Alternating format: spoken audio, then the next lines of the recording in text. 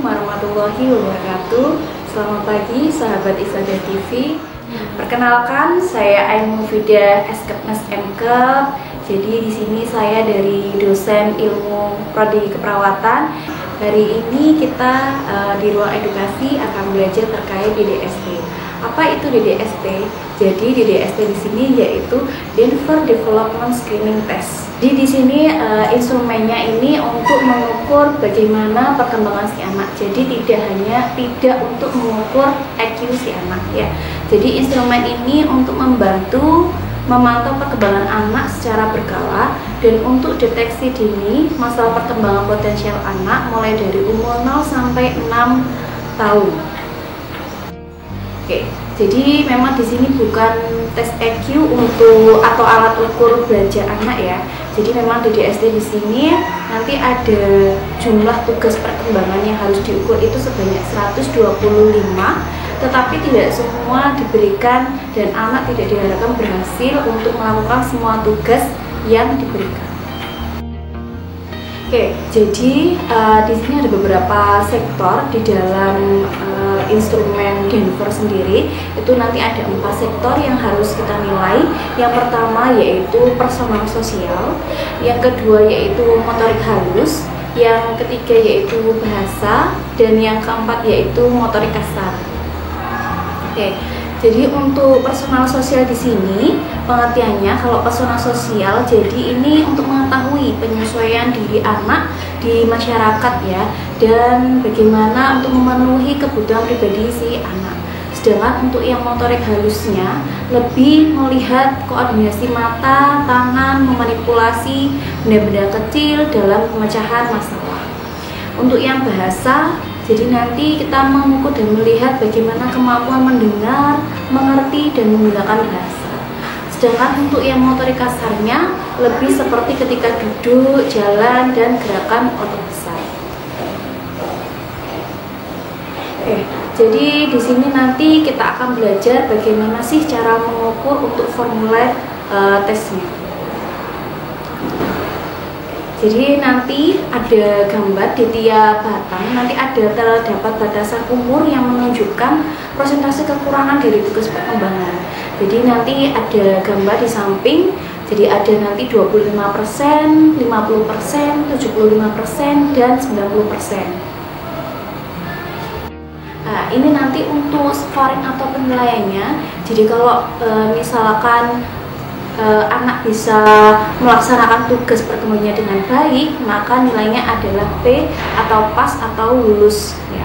Nanti kita bisa tulis di samping pada kolom instrumen yang sudah disediakan.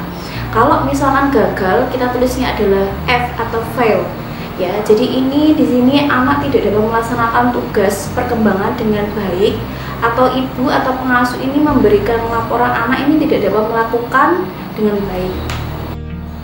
Sedangkan kalau misalkan no atau no opportunity, jadi ini tidak ada kesempatan. Jadi anak tidak mempunyai kesempatan untuk melakukan tugas perkembangan karena ada hambatan ya.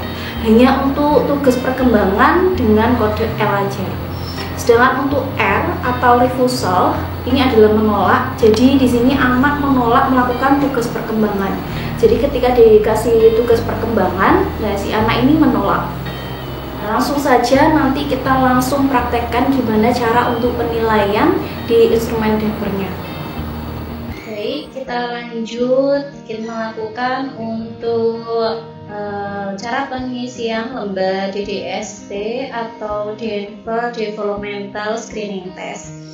Jadi nanti di sini ada kolom pemeriksa, ada tanggal, ada nama serta tanggal lahir dari yang anak mau kita periksa itu ya, tanggal lahirnya berapa.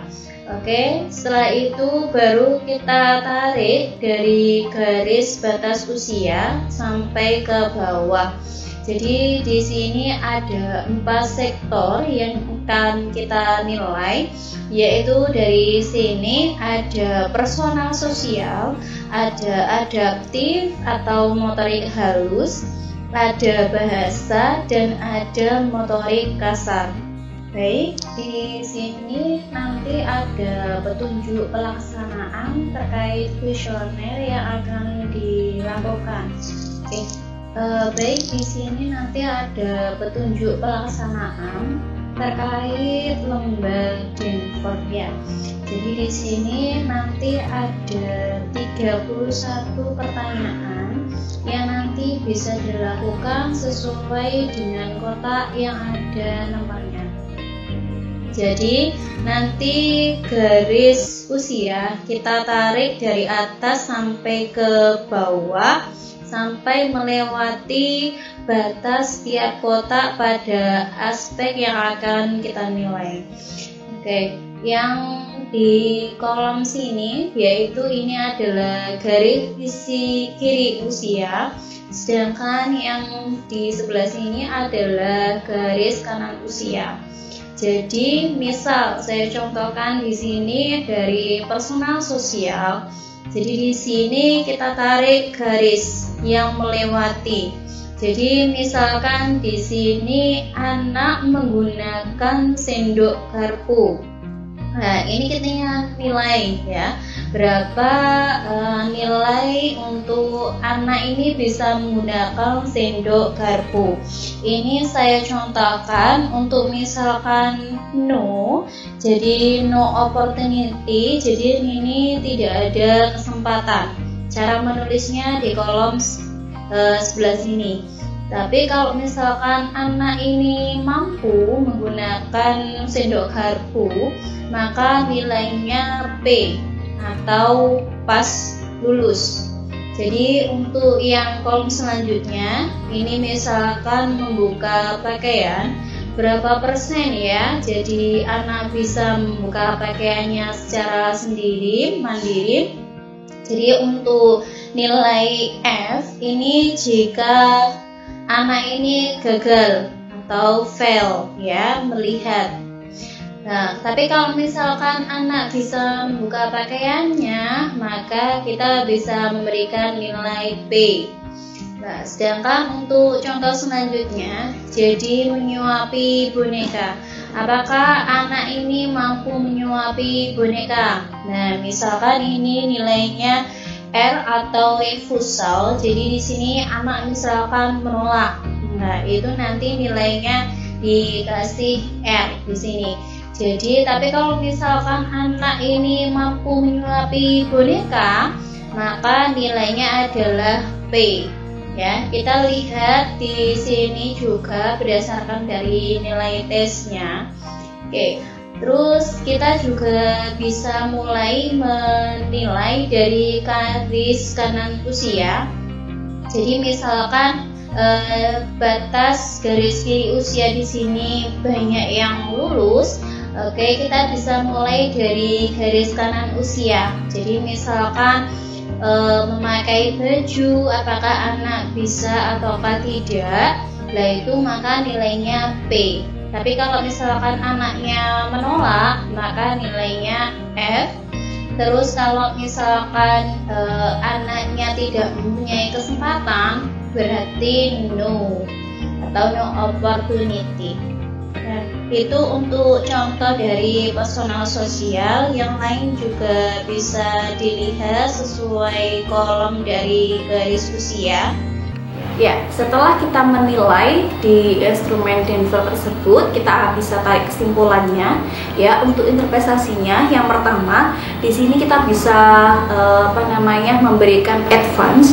Jadi di sini bila anak lulus pada tugas perkembangan tes yang terletak di sebelah kolom sebelah kanan. Jadi garis umur itu yang sebelah kanan. Kalau misalnya diberikan tugas sesuai dengan instrumen, itu anak bisa melakukan dengan baik, berarti nanti nilainya adalah lulus atau advance.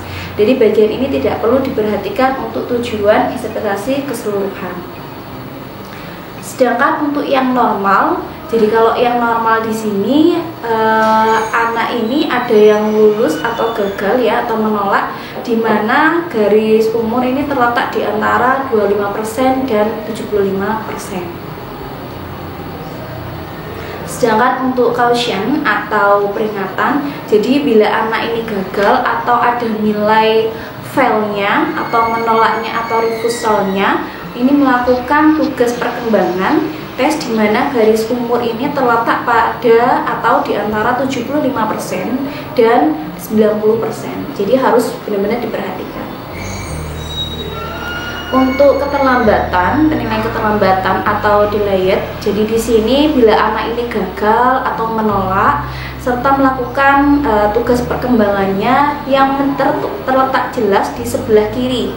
Jadi sebelah kiri garis umurnya, ketika anak ini gagal dan menolak, maka dia sudah masuk keterangan di denied dan perlu diperhatikan dengan tanda D-nya. Ya. Untuk penilaian tidak ada kesempatan atau no opportunity, jadi tugas perkembangan tes berdasarkan laporan orang tua, di mana ini anak tidak memiliki kesempatan untuk melakukan tugas perkembangan. Hasil ini tidak dimasukkan dalam membuat keputusan. Jadi untuk yang no atau no opportunity ini tidak dimasukkan dalam hasil untuk membuat keputusan. Jadi kesimpulannya dari tes Denver untuk yang normal ini adalah bila tidak ada delayed dan paling banyak satu caution. Ya, jadi memang harus dilakukan lagi, dilihat lagi ya, dikontrol lagi. Jadi kalau normal itu bila tidak ada delayed dan paling banyak satu caution. Sedangkan untuk yang suspek atau dicurigai ada keterlambatan itu bila ada lebih dari 2 caution atau lebih dari 2 delayed, itu baru dicurigai atau suspek. Jadi memang ini bisa dilakukan diuji ulang lagi dalam 1-2 minggu untuk menghilangkan faktor sesaat. Jadi untuk mengetahui bisa diulang kembali, jadi untuk menghindari seperti rasa takut, keadaan sakit atau kelelahan. Selanjutnya untuk yang misalkan tidak dapat diuji atau unstatable, jadi di sini bila ada skor refus pada lebih dari 1 tugas perkembangan, ini di sebelah kiri ya, kiri dari garis umurnya atau refus pada lebih dari 1 tugas pada perkembangan, ini ditebus garis umurnya pada daerah 75-90%. Nah, setelah itu baru nanti kita lakukan uji ulang 1-2 minggu. Jadi bila hasil tesnya suspek atau tidak dapat dites, maka perlu dikirim ke ahli dengan menentukan keadaan klinis ya. Jadi berdasarkan dari profil hasil tesnya atau tugas perkembangan mana yang diskornya adalah caution atau delayed. Jadi terus jumlah skor caution atau delayednya itu berapa, tingkat perkembangan sebelumnya itu seperti apa, serta kondisi klinis lainnya. Jadi mulai dari riwayat klinis, pemeriksaan kesehatan dan lain-lain. Jadi memang ini harus ada sumber rujukan yang tersedia. Oke, itu pembelajaran kita hari ini ya terkait DDST dan instrumen Denver. Semoga bisa bermanfaat untuk kalian semua. Jika ada yang ingin ditanyakan, langsung saja kirim ke kolom komentar di bawah ini. Jangan lupa like and comment dan subscribe di channel Iqsadar TV. Wassalamualaikum warahmatullahi wabarakatuh.